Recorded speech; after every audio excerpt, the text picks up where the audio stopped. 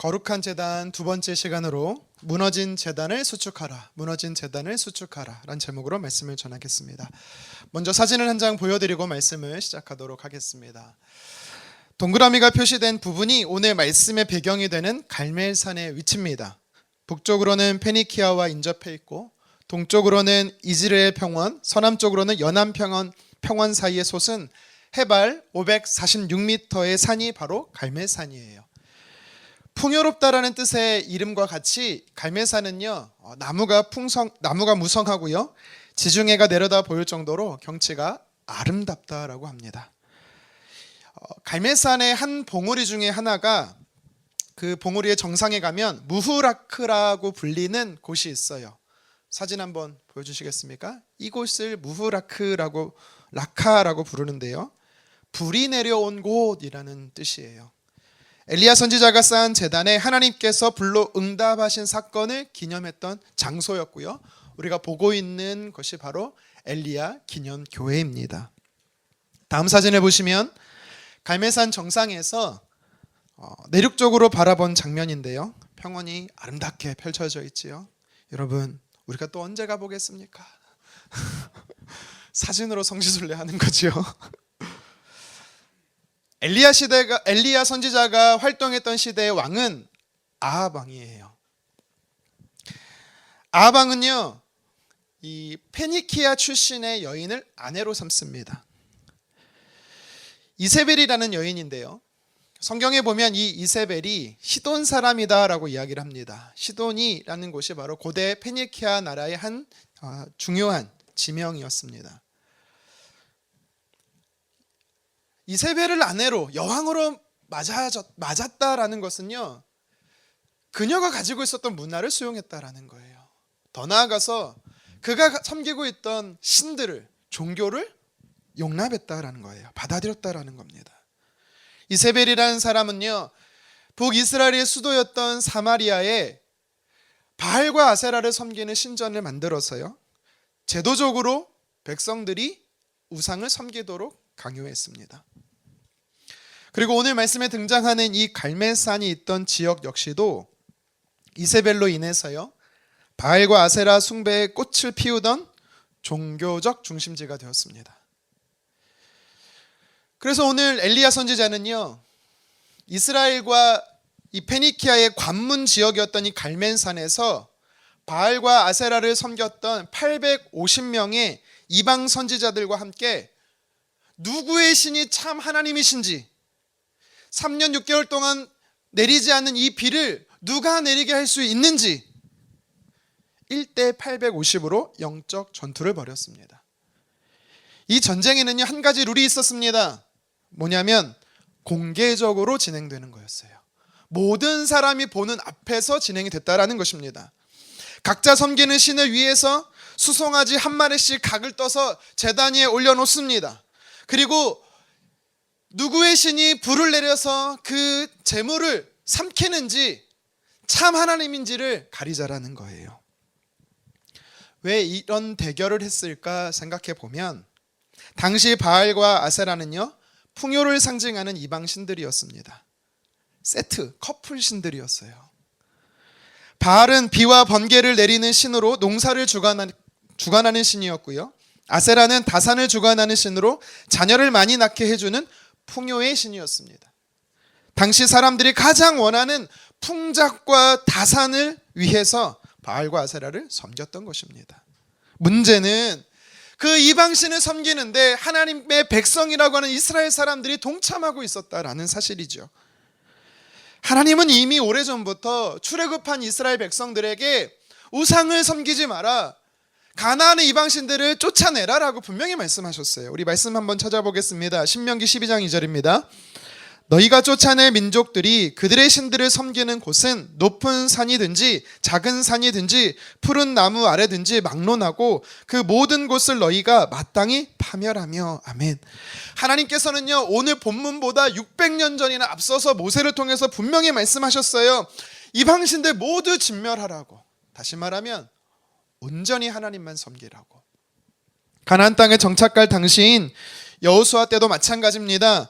여호수아는 이렇게 이스라엘 백성들에게 말했어요. 함께 여호수아 23장 7절 읽겠습니다. 너희 중에 남아있는 이 민족들 중에 들어가지 말라. 그들의 신들의 이름을 부르지 말라.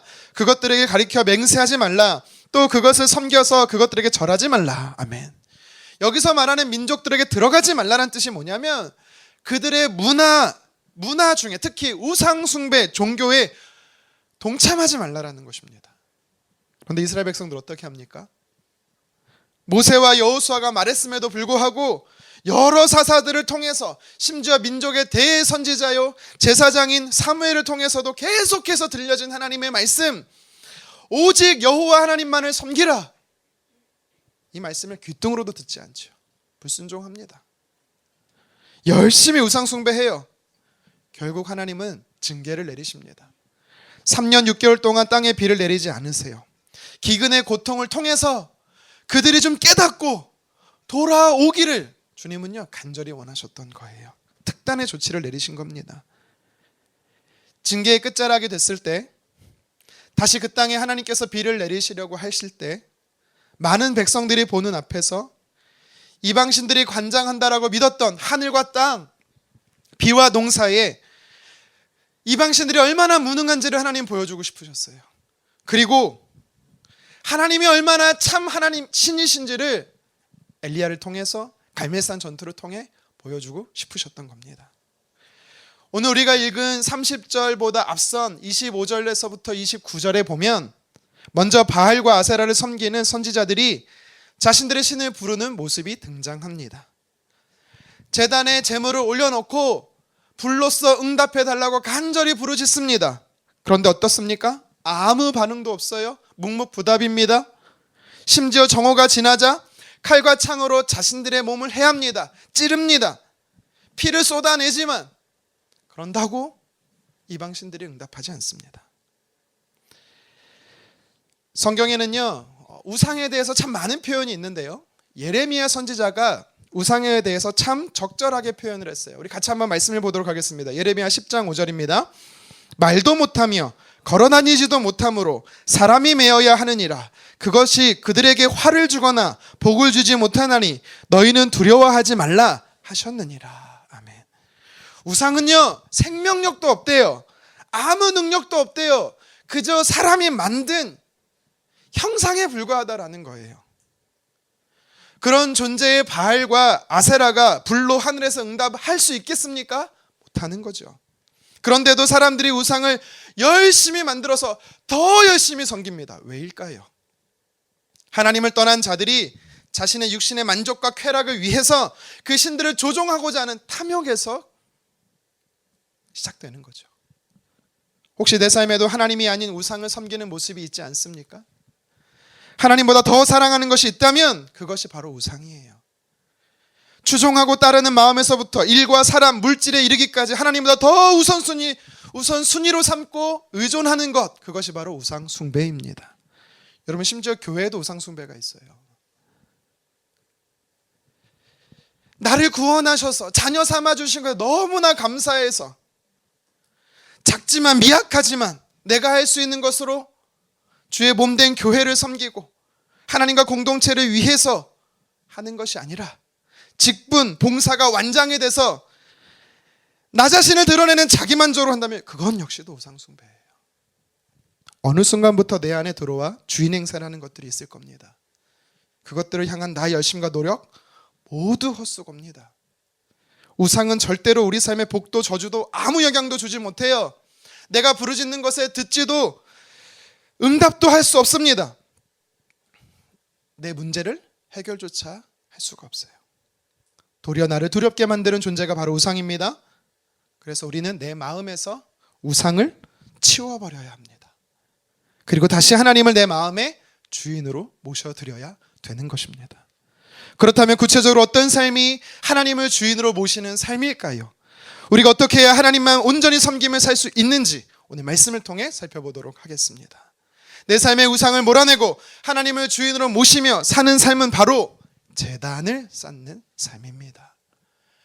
내 삶의 제단을 쌓기 시작할 때, 예배의 제단을 쌓기 시작할 때 하나님이 내 삶에 다시 주인 되어 주시는 것입니다. 30절 하반절 말씀 함께 읽도록 하겠습니다. 그가 무너진 여호와의 제단을 수축하되. 아멘. 아침부터 저녁이 되도록 반나절 바알과 아세라를 섬기는 선지자들이 몸에 상처를 입어가면서 자신들의 신들을 불러보지만 아무 응답받지 못합니다. 이제 선지자 엘리야의 차례가 됐습니다.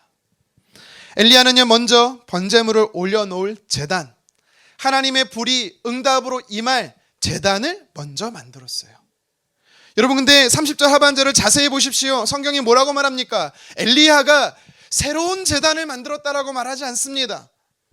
이미 존재했었는데 지금은 사라진 갈멜산의 제단을 수축했다, 보수했다라고 이야기를 합니다. 여기서 우리는 엘리야 선지자가 제단을 수축했다라는 이 표현을 가지고 갈멜산 제단이 원래 있었다라는 사실을 발견하게 돼요. 하지만 사라졌어요. 갈멜산 제단의 특징이 나타납니다. 첫 번째가 뭡니까? 갈멜산은 하나님을 예배하는 예배의 중심지였다라는 겁니다. 이 제단은 누가 만들었고 언제부터 시작되었는지는 모르겠지만 하나님을 예배하는 제단으로서 존재하던 곳이 갈멜산 제단이었고, 갈멜산과 그 지역 자체가 하나님을 예배하는 예배의 중심지였다라는 거예요. 근데 문제는 뭐예요? 지금은 아니라는 겁니다. 제단이 무너졌어요. 무너진 사실을 통해 갈멜산 제단의 두 번째 특징을 우리가 알 수가 있습니다. 무엇입니까? 제단의 기능이 상실됐다, 사라졌다라는 거죠. 하나님을 예배하는 장소가 제단이에요.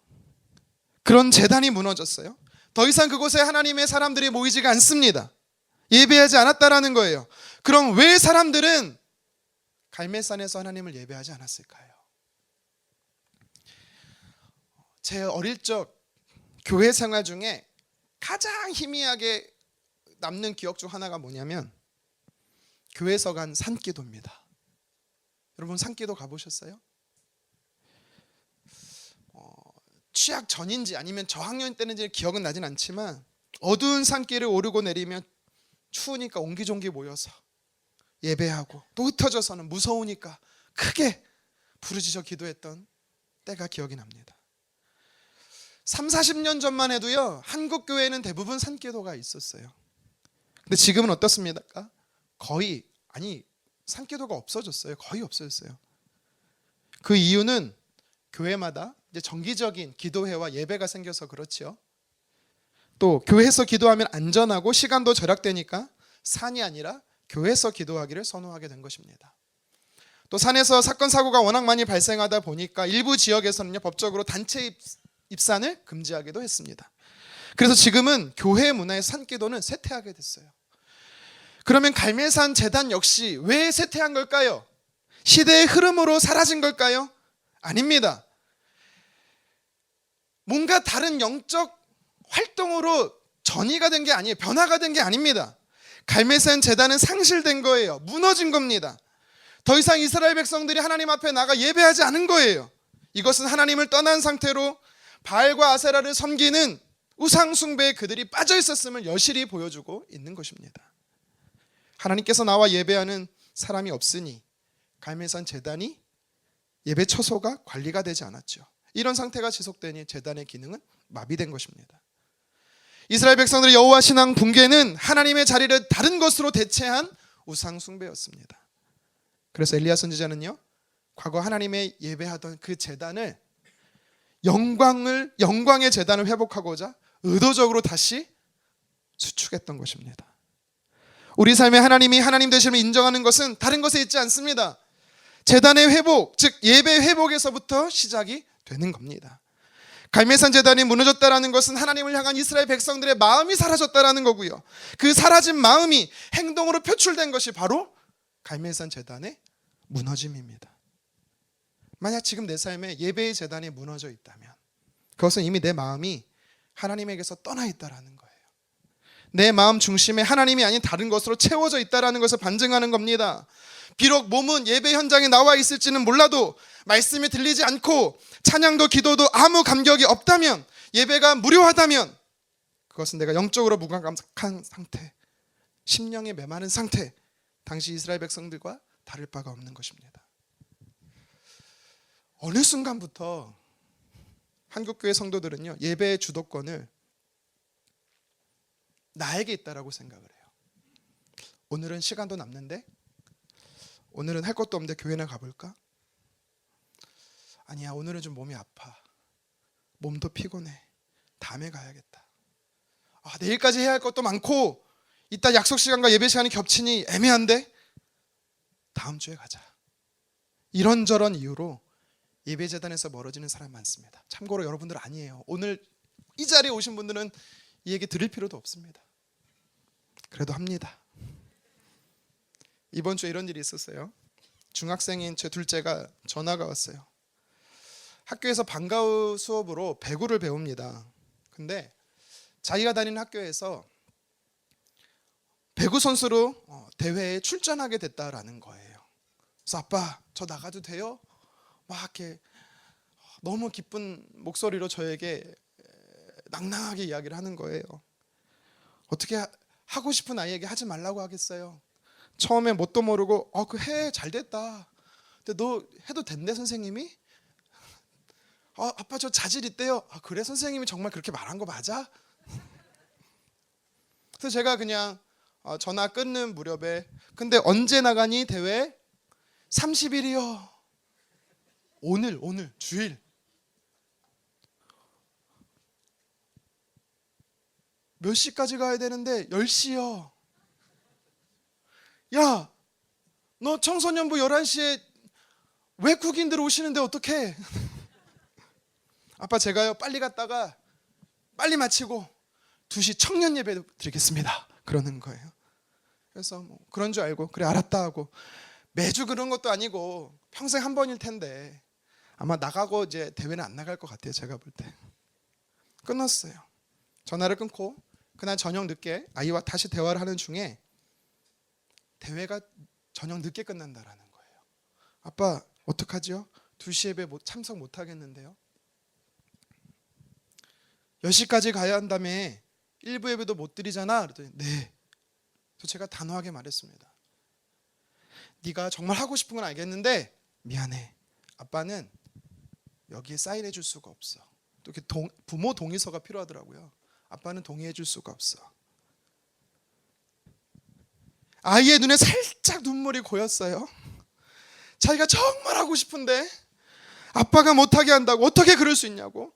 자기가 이번 다니엘 교대 한 번도 안 빠지고 올 출석했는데 한 번을 안 빼주냐고.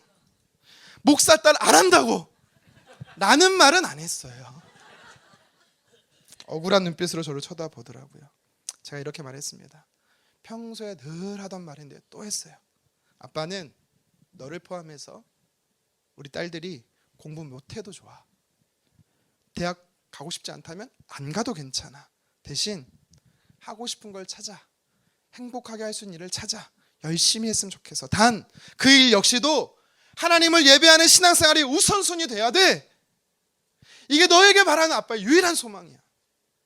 귀에 못이 박히도록 한 얘기를 또 했습니다. 죄송해요. 꼰대입니다. 본인도 그래야 한다는 걸 알지만 그래도 대회에 나가고 싶었어요. 제가 그래서 무조건 1부 예배 드리고 가라. 대회가 선수 등록을 못해도 대회가 이미 시작했어도 예배 드리고 가라. 그래서 1부 예배 끝나고 바로 튀어갔어요.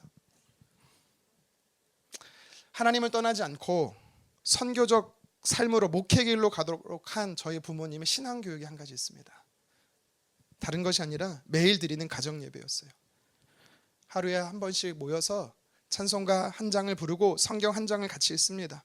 기도하고 나면 15분, 20분이면 끝나는 짧은 시간이에요. 하지만 그것을 주일을 제외하고 월요일부터 토요일까지 매일 합니다. 심지어 제가 결혼하고 출가할 때까지 그 전날까지 했어요. 매일 계속 되니까 거룩한 습관이 되는 거예요. 싫을 때도 있었어요. 청소년 때는 안 드린다고 반항도 했었습니다. 하지만 그 시간이 누적되고 축적되니까 예배의 중요성을 깨닫게 되는 거예요. 마음의 중심으로 자리 잡았습니다. 결혼을 하고 자녀를 낳고도 저도 저희 자녀들에게 이것을 영적 유산으로 물려주고 싶었어요. 예배의 중요성을 가르쳐주고 싶었어요. 근데 목회하면서 매일 예배 드리는 게 가정 예배 드리는 게 쉽지 않더라고요. 그래서요 아이들이 클 때는 불러 모았어요. 선택권을 주기로 했어요. 너희가 선택해라. 매일 가정 예배를 드릴래? 아니면 엄마 아빠랑 같이 교회 가서 주중 예배 참석할래? 아이들이 머리를 굴리는 거예요. 분명히 매일 예배를 드려도 분명히 수요예배 금요예배 가자고 할 것 같고 6일보단 이틀이 낫겠지 하고 주중 예배를 선택했어요. 근데 잘못 선택한 거죠. 예배 시간과 분량을 계산 못한 거예요. 그래서 약속했습니다. 성인이 돼서 출가하기 전까지 교회 공예배는 절대 안 빠지기로. 언제는 셋째가 학교에서 준 가정통신문이라고 해서 가지고 와서 보여주는데 아무리 부모라도 자녀에게 종교를 강요하지 마세요라는 내용이었습니다. 야, 아빠는 그래도 목사잖아. 너에게 강요할 수 있지. 안 돼요. 선생님이 안 된다 그랬어요. 그래서 제가 장난으로 말했어요. 그럼 집 나가. 농담으로 한 겁니다. 여러분, 지금 우리가 사는 시대가 이래요. 예배가 선택이 되고 기호가 되는 영적 소돔과 고모라 시대를 우리가 살아가고 있습니다. 이런 시대에 경건한 그리스도인으로서 성령으로 무장한 하나님의 강한 용사로서 나도 우리의 자녀들도 어떻게 살아낼 수가 있을까요? 신앙을 잘 지켜야 돼요. 신앙을 잘 지키는 것은 다른 것에 있잖아요. 예배가 시작입니다. 예배로부터 출발해야 돼요. 글쎄요, 제가 인생의 절반 이상밖에 살지 못해서 더 살았나요? 네. 성공, 부, 좋은 것 그런 거 그렇게 크게 탐나지 않습니다. 에이, 목사님 경험해보지 않아서 그래요. 그런 눈빛인데요. 뭐 그럴 수도 있죠. 현재로서는 그래도 탐나진 않습니다. 뭐 계속 탐 안 날 수도 있어요. 어떤 분들은 제가 굉장히 가난한 줄 알아요. 똑같은 옷만 입고. 여러분, 제가 금요일에도 말씀드렸지만 저 양복 굉장히 많습니다. 못 입을 뿐이에요. 몸이 불어서 못 입을 뿐이에요. 뺀 다음에 다시 입을 거예요. 목사 월급으로 아이 셋을 키우고 어떻게 학원 보내냐고, 누가 뒷돈 대주는 거 아니냐고, 교회 돈으로 사는 거 아니냐고. 아니요, 전혀 아닙니다. 물론 제 삶에 뒷돈 대시는 분 있어요. 하나님이 대주십니다. 하나님은 참 앞돈으로 안 주고 뒷돈으로 주세요. 솔직히 말씀드리겠습니다. 제가 작년 재작년에 저에게 삶에 있었던 일을 언젠가는 여러분께 말할게요 했죠. 아내와 상의 끝에 오늘 하나 풀겠습니다. 저는 2011년식 아반떼를 끌고 있습니다. 좋은 차예요. 집은 아이들이 여럿이고 좀 크다 보니 솔직히 월세긴 하지만 좀 큰 데 살아요. 그래서 일부러 성도님한테 동호수 안 알려줍니다. 놀랄까 봐. 검소하지 못한 목사 같아서 죄송하기도 한데요. 살짝 죄송하긴 해요. 하루는 목사님들 모임에서 선배 목사님이, 어른 목사님 저한테 이러는 거예요. 이 목사, 이제 교회도 독립하잖아. 성도도 뭐 아이들까지지만 250, 300명 되면 카니발 타야 돼. 아반떼 안 돼. 담임 목사의 권위가 교회의 위상이야. 여러분, 받아들여지나요? 저도 안 받아줬거든요. 뭐 면전에선 제가 또 아니에요 할 수 없잖아요. 네 알겠습니다 목사님 하고 뒤돌아선 그냥 무시했습니다. 그분이 제 설교를 듣진 않겠죠. 우리 교회 참 이상한 게 우리 성도님들은 제 영상 설교를 안 들어요. 근데 외부인들이 좀 들어요.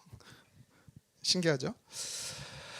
오늘도 예배 후에 운영위원회가 열립니다. 2026년 교회 예산을 마무리 짓는데요. 저는 참고로 그동안 받았던 월급의 40%를 삭감했습니다. 본교회 받던 사택지원금도 절반으로 가까이 줄였어요.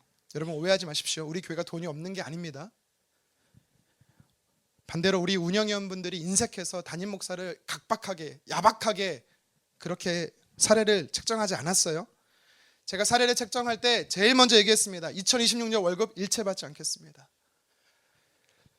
사택지원금 일체 받지 않겠습니다. 그리고 회의를 끝냈어요.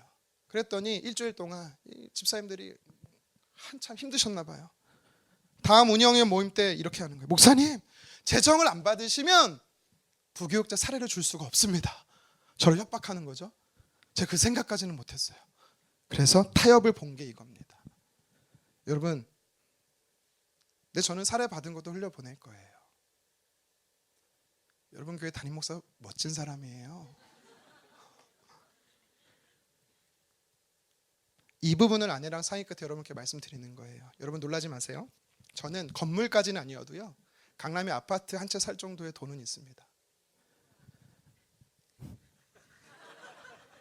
우리나라에서 제일 좋은 차 여러 대 살 수 있어요. 돈 있어요. 하지만 목회의 길을 가려고 다 포기했습니다. 중요한 건 포기했다라는 거예요. 없어요. 와서 돈 달라고 하지 마세요.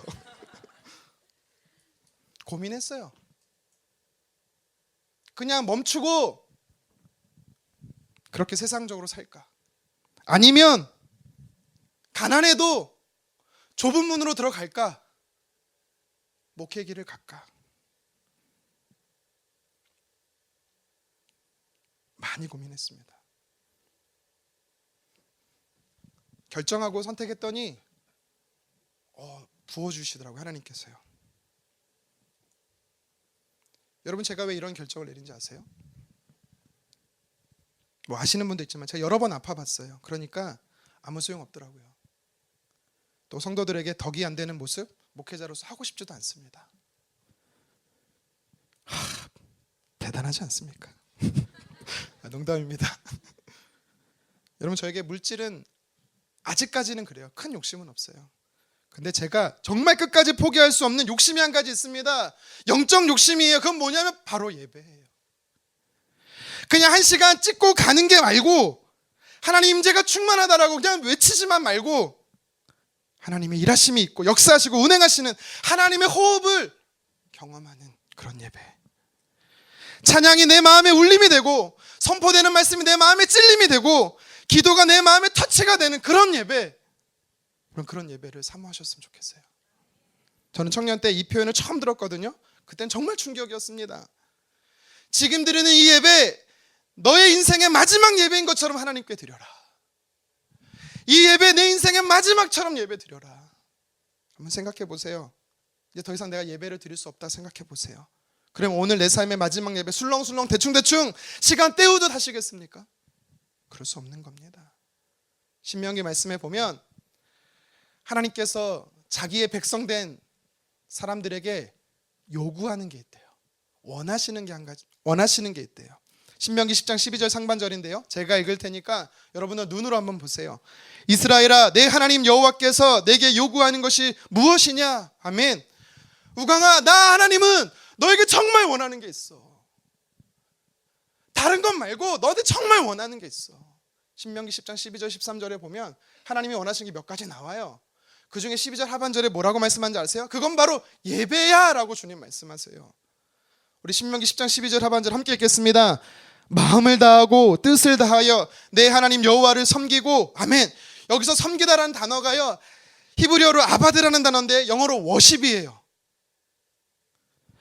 마음과 뜻을 다해 하나님을 예배하라는 것, 이것이 바로 하나님이 저와 여러분에게서 원하시는 거래요. 인격과 목숨을 다해 하나님을 예배하래요. 하나님 그렇게 예배받으시기 원하세요. 저와 여러분들이 마음의 중심에서부터 우러나오는 예배, 정말 하나님은 내 목숨보다 더 사랑해서 하나님을 그렇게 높여드리는 예배 드리기를 주님의 이름으로 축원합니다. 근데 여러분, 놀라운 사실이 한 가지 있습니다. 신명기 12장 2절이 딱 끝나고 나서 신명기 10장 13절이 딱 나오잖아요. 상반절에 아주 특별한 표현이 기록되어 있어요. 우리 같이 한번 읽어보겠습니다. 시작. 내가 오늘 내 행복을 위하여 내게 명한다. 하나님께서요, 자기 행복이 아니라 너의 행복을 위해서 내가 명한다라고 주님 말씀하고 계세요. 여러분, 그동안 우리가 예배를 어떻게 생각했습니까? 내 시간, 내 물질, 내 에너지 온통 하나님 앞에 몰빵하는 걸로 생각하셨죠. 하나님만 기뻐하시는 걸로 생각했죠. 아니라는 겁니다. 하나님이 왜 저와 여러분에게 예배를 받으시기 원하시는지 아세요? 그거는 여러분들의 행복을 위하는 거래요. 하나님이 갖고 계신 그 행복이 우리의 삶 가운데 행복이 내려오려면 유일한 통로가 있는데 그게 바로 예배라는 것입니다. 여러분, 여기서 말하는 행복이 히브리어로 토브라는 단어예요. 평안, 위로, 형통, 번영, 잘됨, 복됨, 회복, 영적으로 육적으로 복을 다 포함한 단어가 이 토브라는 단어입니다. 하나님께서 6일 동안 천지를 창조하시지요. 날마다 공통적으로 하신 말씀이 있어요. 창조가 끝나면 보시기에 좋았더라. 6일날 사람을 창조하고 나서는 보시기에 심히 좋았더라. 이 좋다라는 단어가 바로 토브라는 단어예요. 하나님께서 세상을 창조하셨을 때 너무 행복하셨다라는 겁니다.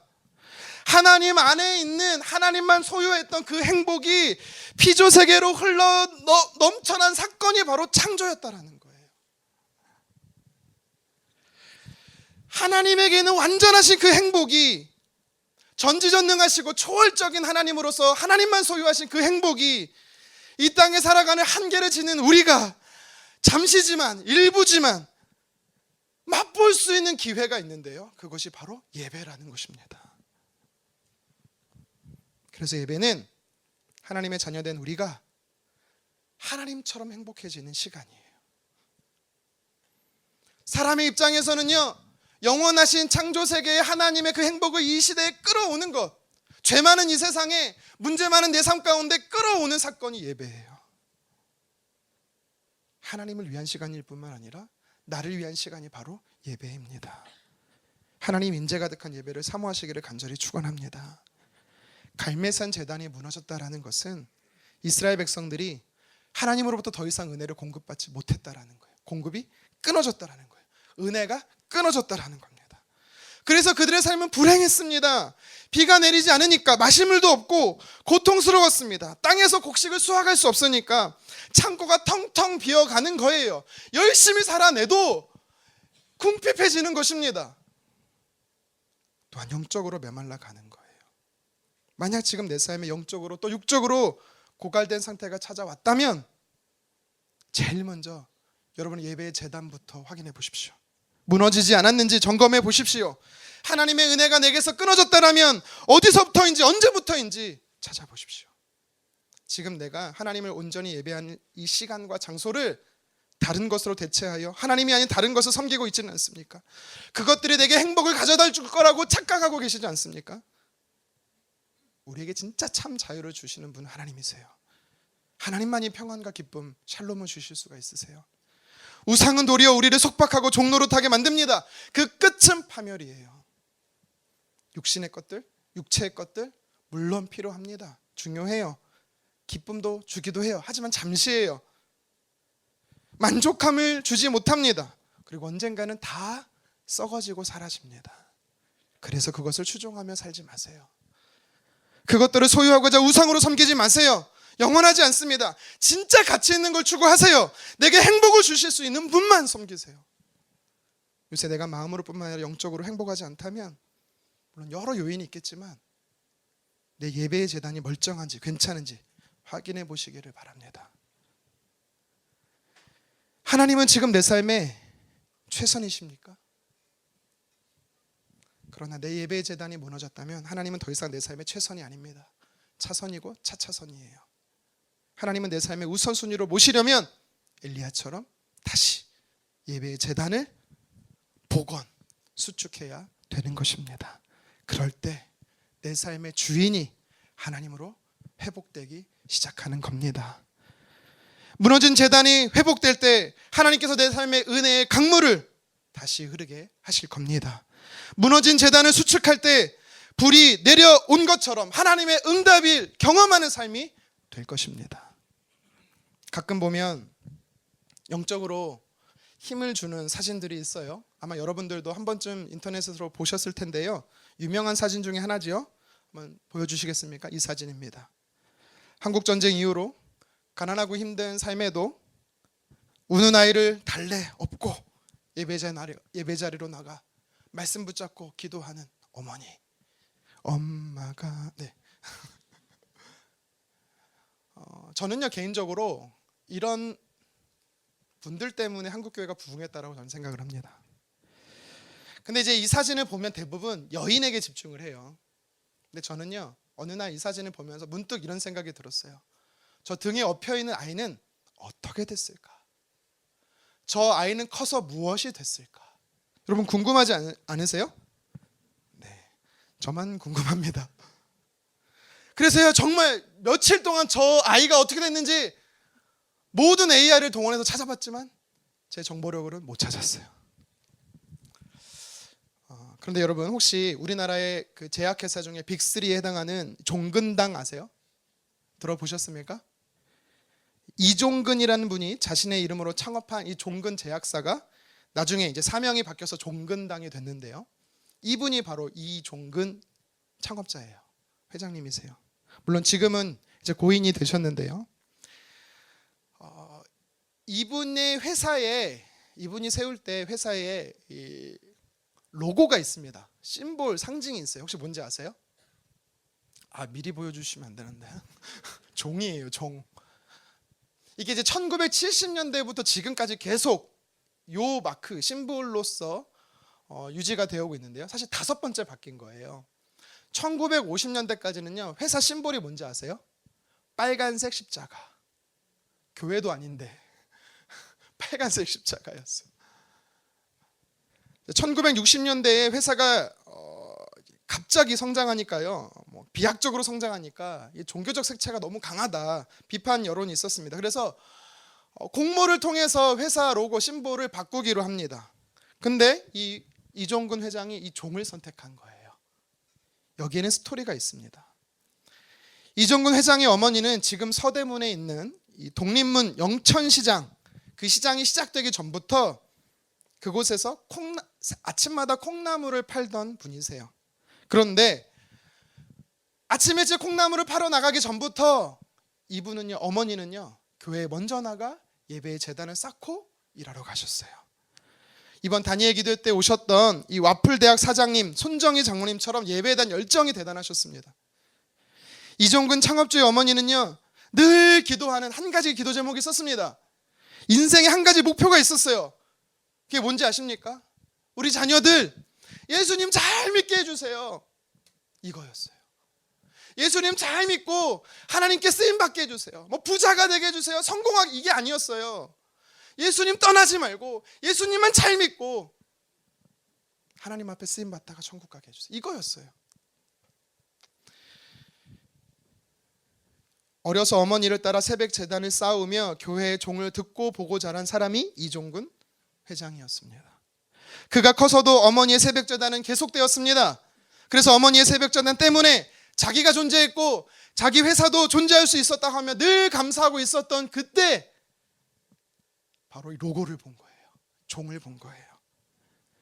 예배의 시간을 알리던, 과거에는요 교회가 종을 쳤거든요. 예배의 시간을 알리던 그 종, 그래서 종을 로고로 채택했던 것입니다.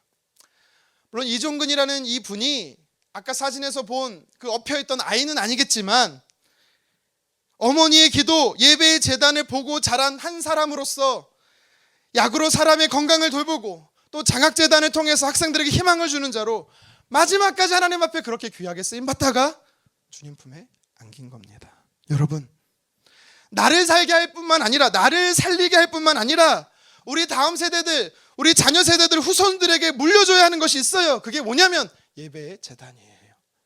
좋은 학교에 진학하고 좋은 직장에 입사하고 결혼 잘해서 좋은 가정 이루는 거 정말 중요합니다. 그래야 됩니다. 하지만 그 모든 것들 위에 가장 기본은 예배예요.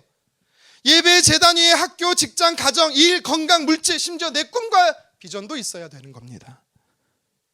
말씀을 정리하겠습니다. 제가 좀 너무 흥분해서 조금 컴다운 하겠습니다. 신약 성경에 기록되던 초대교회 성도들은요, 하나님께 예배드리기 위해 목숨 걸었습니다. 투옥되고 채찍에 맞고 화형으로 죽고 십자가형을 당하고 굶겨 죽기도 하고 찢겨 죽기도 하고 때로는 콜로세움의 짐승들에게 밥이 되기도 했습니다. 그러나 우리의 믿음의 선진들은 하나님을 예배하는 것을 포기하지 않았습니다. 지금도 북한에서는요, 성경책을 소지하다 걸리기만 해도, 예배드리다 발각되기만 해도 노동수에 끌려가 온갖 고문을 당하거나 공개 처형을 당해 죽는다고 합니다. 그런데 여전히 북한에는요 20만 가까이 되는 성도들이 있다라고 해요. 참 아이러니하죠.